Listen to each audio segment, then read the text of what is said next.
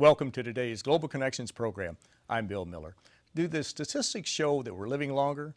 As we age, do we have certain problems and challenges that affect not only us, but also our family and friends?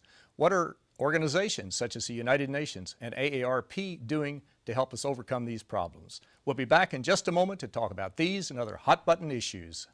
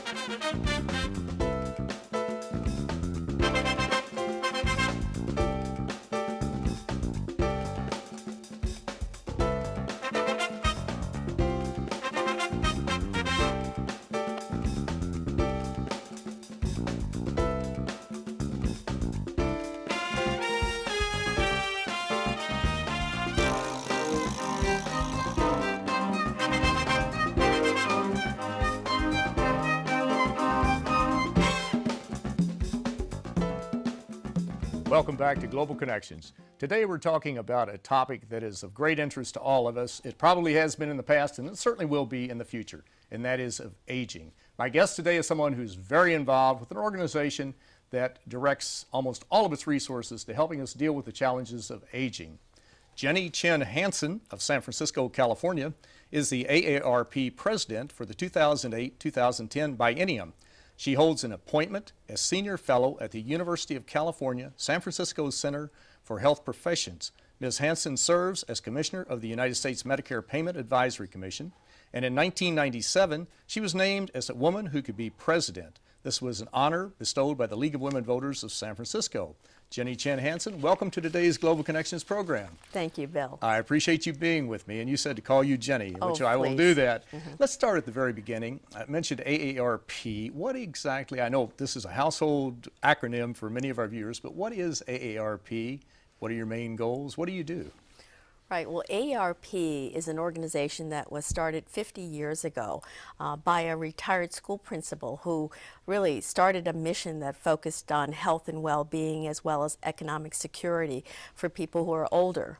And right now, this is an organization of 40 million members. It's a nonpartisan, nonprofit organization as a whole that focuses on providing information and advocacy on issues that pertain to people who are 50 and older.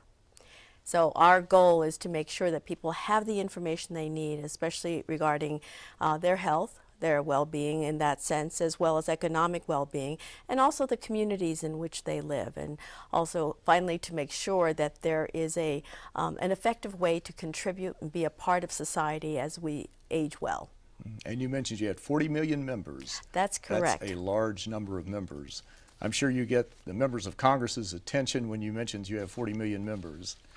Well, of course, you know, I think it always has been about looking at the issues that represent the needs of people who are aging and their families. Exactly. Now, AARP, as we discussed earlier, it used to have another title. It's always had this acronym, but what is it today and what was it yesterday, but it's not going to be tomorrow? Sure. Well, the fact is that it started off with a name. Our founder, Dr. Andrus, who was this retired school principal, created an organization first for retired teachers. 10 years later, she found that besides teachers, other people who were retired were interested in the issues that she was providing advocacy for. And so AARP at that point, 50 years ago, was called the American Association of Retired Persons. And so now it really is AARP exclusively because of our 50 million members, nearly half of us are still working. And in fact, our membership starts at 50, and it is possible now that in one given family, we might actually have 3 generations of members. That is very possible, very probable, given that some people are working later in their 60s, 70s, 80s, and even beyond that at times. So that it's more inclusive this way, I guess, by being AARP rather than focusing on retired people. You're including everybody. If you're 50 and above, you're eligible to be a member. Of course. Okay, great. Now AARP has a website. Where can people go to learn more about this? Would the website be a good place to start? Be a great place to start. It's www.aarp.org. That's .org. And then there are all different topics that you can explore relative to, as I mentioned, health and economic security, but it's contributing, having a social network, learning about some of our programs where there are products, and that's our commercial organization, AARP Services, but it does give you a whole compendium of resources. Now, AARP has just a variety of programs that are available to people. You have a variety of resources. You have a monthly magazine. You have special mailouts, flash alerts, different things like that. But you've got a couple of programs. Why don't we just focus on two for a moment we could talk about in greater detail. We could spend the whole day talking about all of the others, but let's talk about the one that's involved, civic involvement. I think it's called Creating Good. What is Creating Good, and how can people participate? Right. This Create the Good is about the opportunity that all of us have a chance to contribute to the civic good of society. So another way that we used to call it is volunteering, but volunteering has a very traditional way of being defined, but Creating the Good probably broadens it, and it doesn't mean that people are necessarily volunteering 40 hours a week, but it could be even online to do things on how to save energy, different things that you can help with having people take their medications wisely. So there are activities that people can do if they have a lot of time or they have little time and perhaps can only do it online. So this is a whole initiative right now that we are part of a large group of organizations on providing service to our country. Mm-hmm. Very good, and people can learn more about it if they go to www.aarp.org. Another program that you have is Divided We Fail. What is that program? It has a very interesting title to it. Right. Well, I think because we are so concerned about the well-being of our country relative to issues on health and economic security, long-term security economically for people, we found that there was so much gridlock politically, whether it's in state legislatures or on the federal level.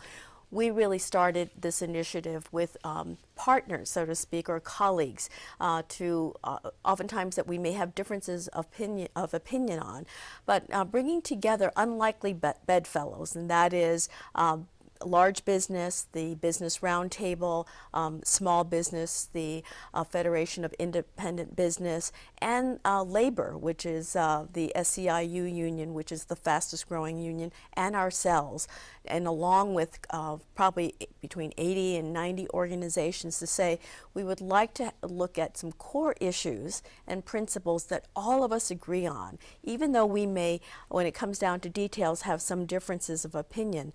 We really want our elected officials to get beyond the political gridlock. Now, mind you, this started about 2 years ago, and so that we were preparing ourselves for all the elections and our ability to help the country and our elected leaders say, we've got to get through this, we need solutions for our country, we need to make sure that we hold ourselves accountable for this issue.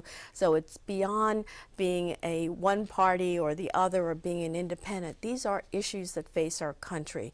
So we joined together, and we have had well over a million signatures. People have told their stories of how their health care has been affected, how insecure they are about their economic situation, and that was even before the last 6 months.